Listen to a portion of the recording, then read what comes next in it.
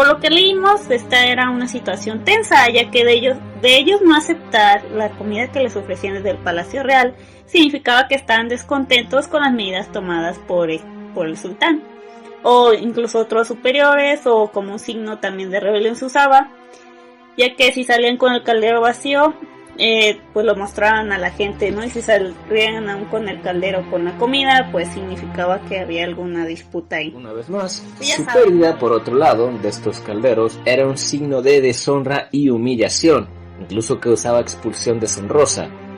Al parecer, el resto del grupo se le prohibía también exponer otro caldero al público. El que desfilaban sin él era catalogado como de cobardes e incompetentes por permitir el robo de este objeto.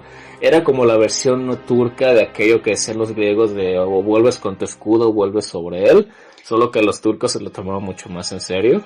Sí, pero pues con una cosa es el escudo es más para que se te pierda que tu cucharón de comida. Bueno, Bueno, el caldero no era pequeño, es que era así largo, ¿no? Le llaman cucharón porque era como un calderito con un mango largo, ¿no? Y lo llevan así colgando.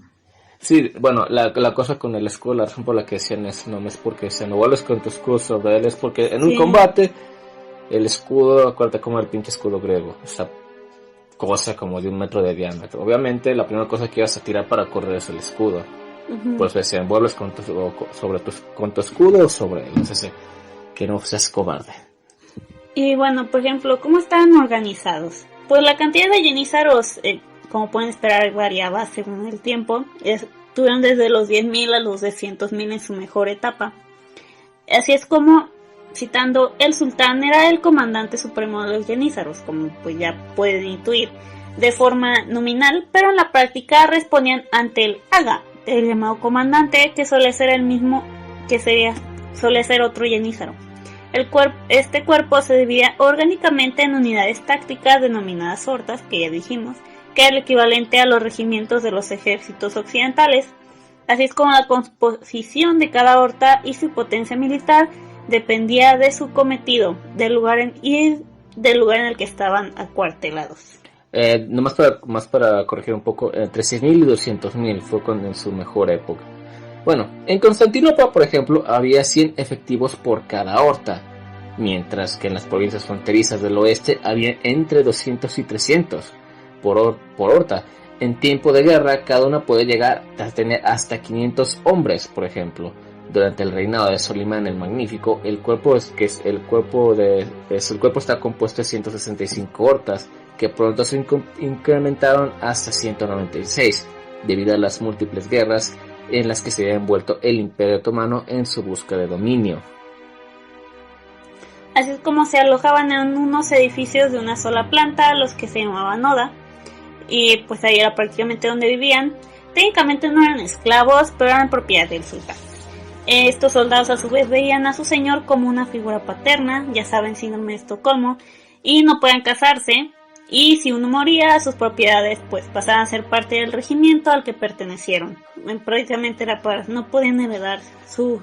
Era como los marines, y ya que estás dentro ya no puedes salir. No, pero bueno, los marines se pueden casar. Ya lo sé, pero era para hacer una broma. El mando de los yenízaros se estructuraba en torno a 7 oficiales llamados Ayak, Agalari, al frente de los cuales estaba el llamado comandante Aga, y fueron elegidos a partir del reinado de Selim I en 1512. No era por antigüedad, sino por el sultán. El jefe del Estado Mayor, el Kul Kehaya o Kehaya Bey, de esta unidad no puede ser destituido ni siquiera por el sultán. O sea, una vez te daban el dedazo, ahí te quedabas hasta que te morías.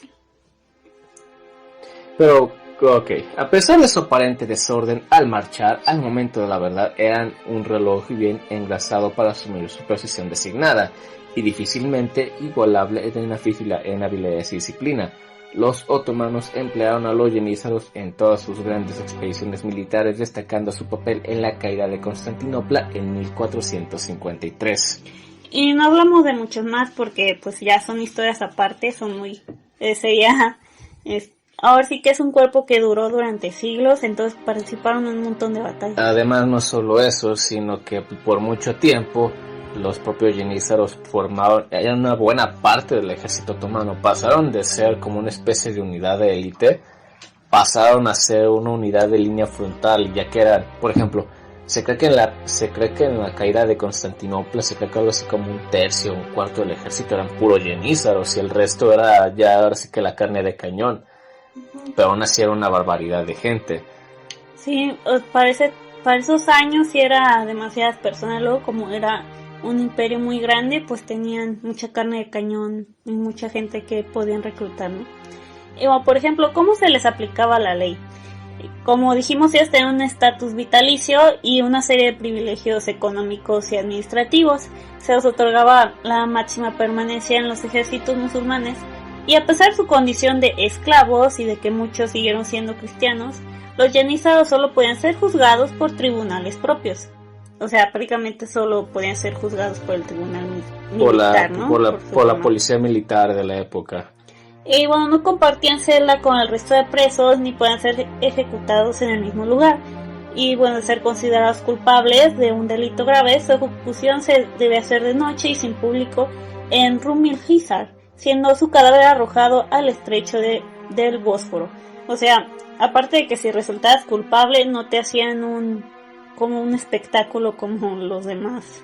Tenías ese privilegio de que no te vieran morir ahí enfrente de todas las personas. El imperio solo desprovía a los yenízaros de pan y cordero. Las demás provisiones eran proporcionadas por el jefe de cada horta. En tiempos de paz, cada yenízaro solo recibía su salario a partir del tercer año de servicio. O sea, si te morías antes, no, lo siento, pero bueno, la paga crecía cada año y se incrementaba exponencialmente según el rango adquirido o según los méritos realizados en el campo de batalla. En tiempos de guerra, los ascensos funcionaban de manera similar, inicialmente por antigüedad y más tarde por méritos. O sea, sí les daban su dinerito incluso al principio, entonces por eso muchos ya después querían ser incluso parte del cuerpo de yenízaros, porque se tenían una paga, ¿cómo se puede decir? Ya nominal. No, paga nominal, pero técnicamente sigue siendo un esclavo, es algo bastante complicado. Así es como su paga fue variando con el tiempo, donde tenían la oportunidad de que les pagaran más y conseguían buenos botines, ya saben, entre más robes, más dinerito te toca. En los primeros años recibían un máximo de 3 asper diarios, que ascendían a 10 en el caso de las tropas montadas.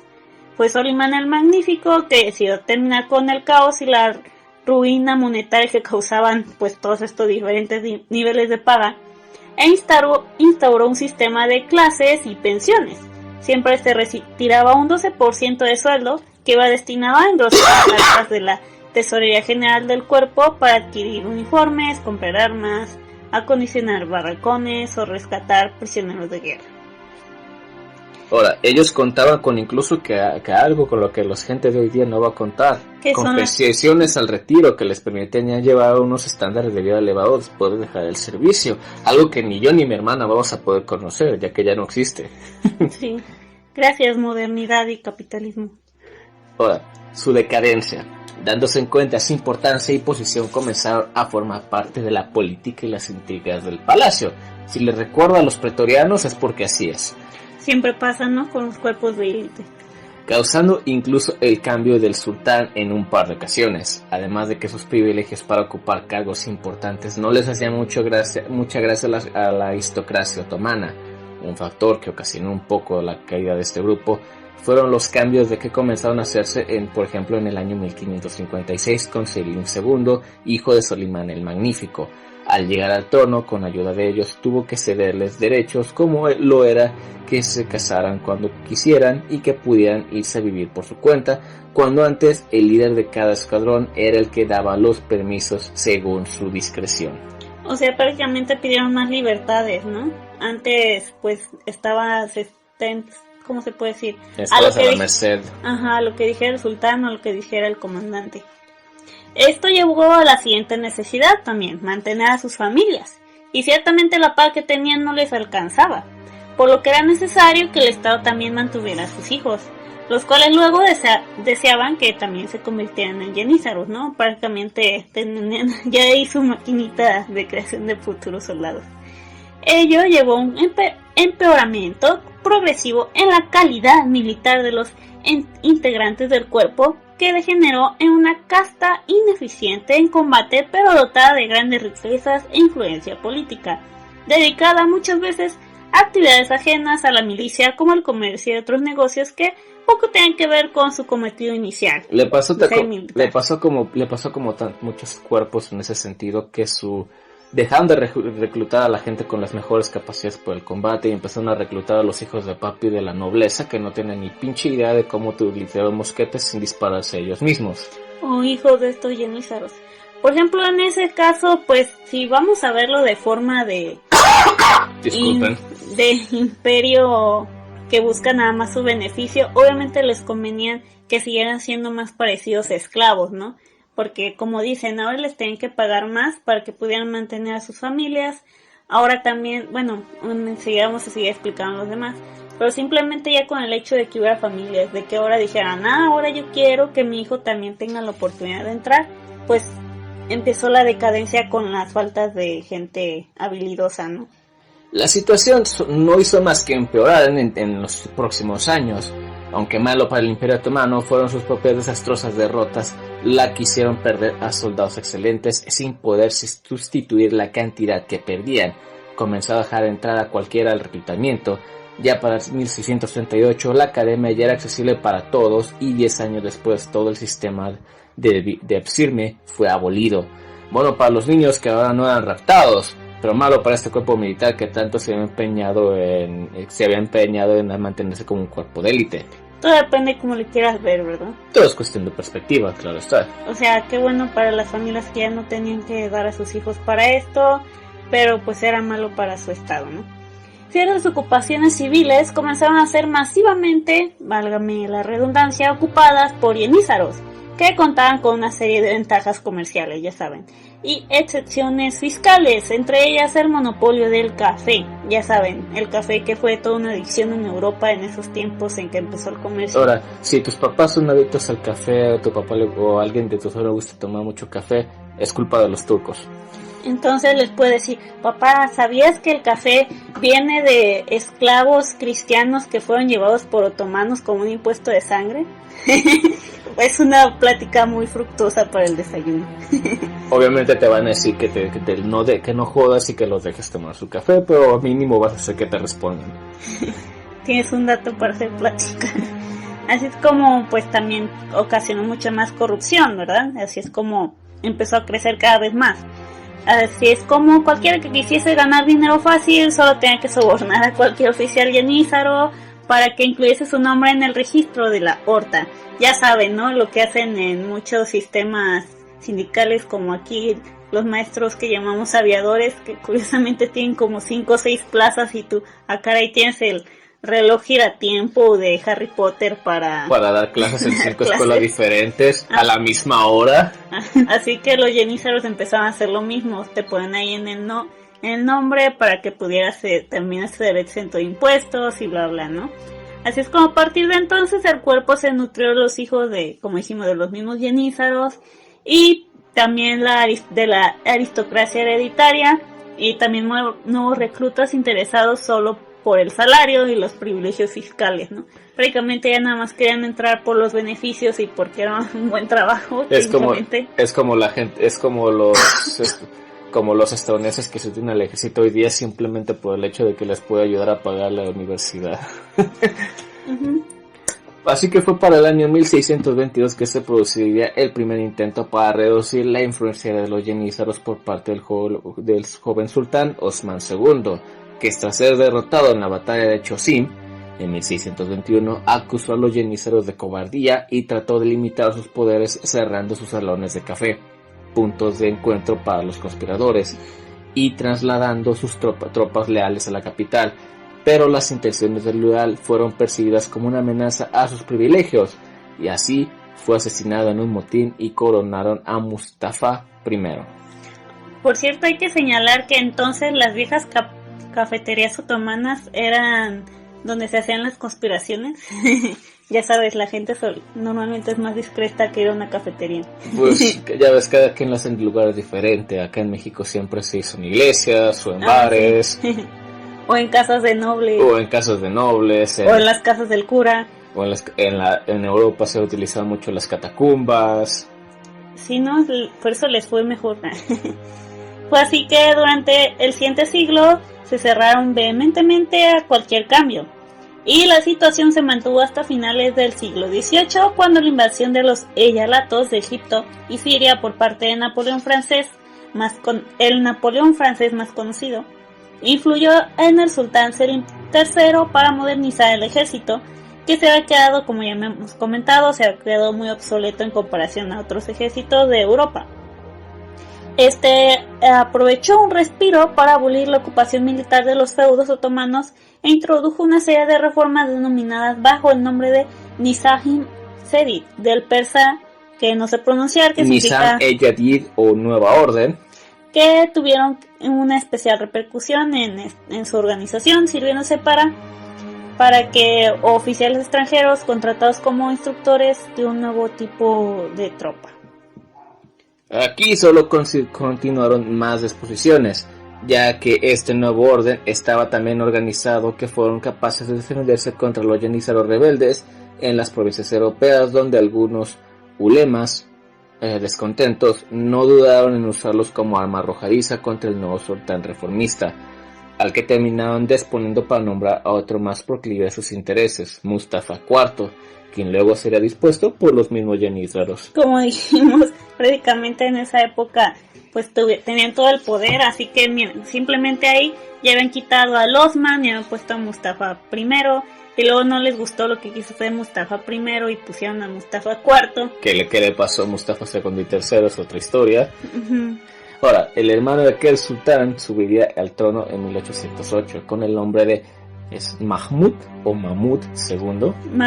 Mahmud II, debido a que no quería pasar por lo mismo, decidió hacer un plan para deshacerse de los yanízaros de una vez por todas. Los mandó a matar a todos. Y como siempre acusándolos de herejía, porque es la mejor forma de poner la gente a tu favor. Haz de cuenta que fue como cuando el rey francés acusó a los templarios de adorar ídolos falsos. Fue exactamente lo mismo, solo que a los yanízaros les llegó hasta 1800. Así es como, citando, crecidos por su éxito durante los años siguientes, los yanízaros su ley en Constantinopla, extorsionando a los tenderos y los comerciantes y causando estragos por doquier, granjeándose así de la animadversión de la población que sentía y que quería toser. Igual también se sirvieron de la incapacidad que demostraron para sofocar la revolución griega en 1821, y pues esto no hizo más que agravar su desprestigio. Así fue como llegó el 14 de junio de 1826, donde sucedería el llamado incidente afortunado, al menos para el imperio otomano, no tanto para los yanízaros. Nuestra fuente más confiable habla de un cambio en el uniforme, ya que les dijeron que este cuerpo de élite que ahora usarían un pantalón más estrecho de estilo occidental, lo cual no les gustó por alguna razón, supongo que no querían parecerse a los europeos. Además de que les impuso un nuevo reglamento mucho más estricto, que yo creo que era lo que más les importaba. Y lo del pantalón fue solo la excusa. Sí, el sultán les dijo que deberían desfilar ante él con este nuevo uniforme. Este desfile fue en una explanada de nombre Al-Meidani, donde 20.000 yanízaros harían huelga llevando el ya tradicional, pues el que dijimos, cucharón ese, tirando sus calderos boca abajo en un desafío. Luego intentaron atacar al palacio del sultán, cosa que no lograron porque le dio una excusa a Mahmud II para colocar artillería en las colinas y tropas, así es como le cerraron las salidas. Literalmente pusieron artillería en las montañas. Sin embargo, esto no detuvo a los envalentados yanízaros, que aún sin tener armas, enviaron una delegación exigiendo la ejecución de los oficiales y la retirada de las tropas, con dos bien puestos, así, que pedimos la ejecución de estos oficiales y la retirada de las tropas, así, con los huevos en la mano, como por así. El sultán les pidió rendirse, cosa que no hicieron, como un montón de niños petulantes y arrogantes. Digo, ¿de verdad no vieron venir que los querían matar? Y así comenzó el ataque, ocasionando muchos muertos. Citando, a continuación se lanzaron a las calles en bandas que amenazaron a todo mundo. Intentaron asesinar al gran visir, aunque no lo localizaron, y amenazaron con esclavizar a las esposas y a los hijos de los ulemas, estudiosos del Islam, y vender a los niños por 10 piastras. Ahora, no sé cuánto es una piastra, pero supongo que no es mucho. O sea, literalmente dijeron, nos vamos a llevar a las mujeres porque, pues ya saben siempre, a los hijos los vamos a vender, y sobre todo a los hijos de los importantes, a los hijos del clero los vamos a esclavizar. Así es como, a diferencia de lo que sucedió años antes, en 1807, Mahmud II se había asegurado del apoyo de estos ulemas, también de la población y del resto del ejército. Al grito de victoria o muerte, los ulemas repartieron armas entre los estudiantes de teología para combatir a los sublevados. O sea, prácticamente lo equivalente a lo que aquí serían los, ¿cómo le llaman? Los que están estudiando para ser padres. Los seminaristas, es lo equivalente a que padres hubieran dado a las seminaristas armas para combatir a estos. Pues ya sabes qué es lo que dicen por ahí. Alaba a Dios y pasa la munición. Pero así bueno. se cuenta, aquí es alaba a Alá y pasa la munición. Aunque los yenízaros eran más de 20,000, la mayoría no tenían buen entrenamiento o experiencia en combate como tal ya, y ya ni siquiera llevaban armas. Recuerden que ya para esta época los yenízaros no eran más que una especie de grupo simbólico, ya ni siquiera eran un grupo militar eficiente. Así es como el 16 de junio de ese año, Mahmud II alzó el estandarte del profeta para reunir a sus hombres y marchar contra estos rebeldes. Sin comprender lo apurado de su situación, o sea, literalmente se les venía todo encima y aún no querían aceptarlo. Los yenízaros enviaron una delegación al sultán, otra vez, para exigirle, como dijimos de nuevo, la ejecución de los oficiales reformistas y que retira las tropas leales. La respuesta de Mahmud fue bombardear los cuarteles donde los yenízaros se habían replegado. Los pocos que lograron escapar de las llamas no encontraron dónde refugiarse. Muchos fueron asesinados en la plaza del mercado central por la misma población a la que habían maltratado durante años, extorsionándolos y teniendo sus beneficios fiscales, comerciales, económicos y todo. Estos eran armados por el sultán, la misma población, para que pudieran defenderse y enfrentarse a ellos. Al término de la revuelta, solo en Constantinopla habían muerto 10,000 yenízaros. O sea, de los 20,000 que fueron según ellos a quejarse, la mitad terminaron muertos, muchos por la misma población.